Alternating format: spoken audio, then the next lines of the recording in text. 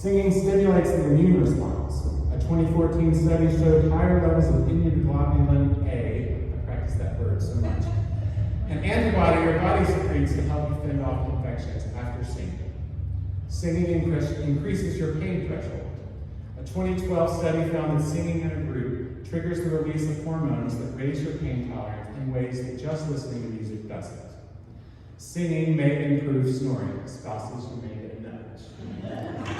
A 2008 study interviewed the spouses of choir members, along with spouses of people who don't sing.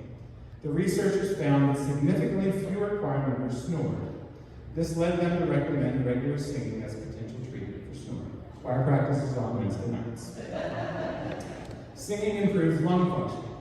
Because singing involves deep breathing and the controlled use of muscles in the respiratory system, it may be beneficial for certain lung and breathing conditions. Studies have shown that breathing techniques used with singing may offer benefits for people with COPD, asthma, cystic fibrosis, cancer, and multiple sclerosis. Singing develops a sense of belonging and connection.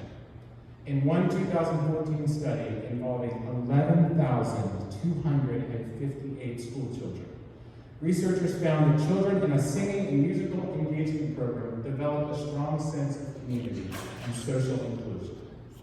In a 2016 study involving 375 adult participants who sang together in a group reported a higher sense of well-being and meaningful connection than people who sang solo. One of the neurochemicals released when people feel bonded together is oxytocin, also known as the love hormone. Singing enhances memory in people with dementia. People with Alzheimer's disease and other types of dementia experience a gradual loss of memory.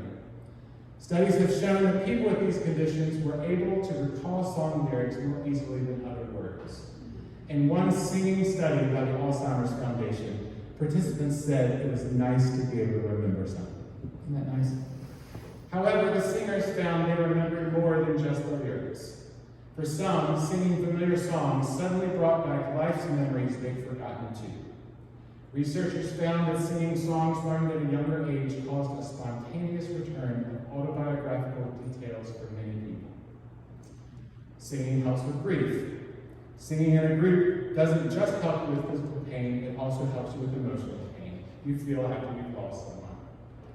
In a 2019 study conducted among people dealing with grief, researchers found that for those who sang in a choir, depression symptoms didn't get worse over time and their sense of well-being remained stable. In fact, the choir singers felt a gradual improvement in their self-esteem during and after the 12-week study. Those in the control group who didn't participate in the singing intervention didn't report this benefit. Researchers concluded that group singing may be a good option for people who need additional support during a time of grief. Singing improves mental health and mood. A 2018 study done in the UK evaluated 20 people in a singing program known as the Sing Your Heart Out Project. The participants included people with mental health conditions as well as the general public. Researchers found that participants reported improvement in their mental health, mood, sense of well-being, and feeling of belonging as a result of these singing workshops. Last one, I promise. Singing helps improve speaking abilities. Decades ago, scientists began researching the effects of singing among people who have a hard time with speech due to neurological conditions. To date, researchers have found that singing improves the speaking ability for people with autism, Parkinson's disease, aphasia following a stroke, and stutter. This is really interesting to me.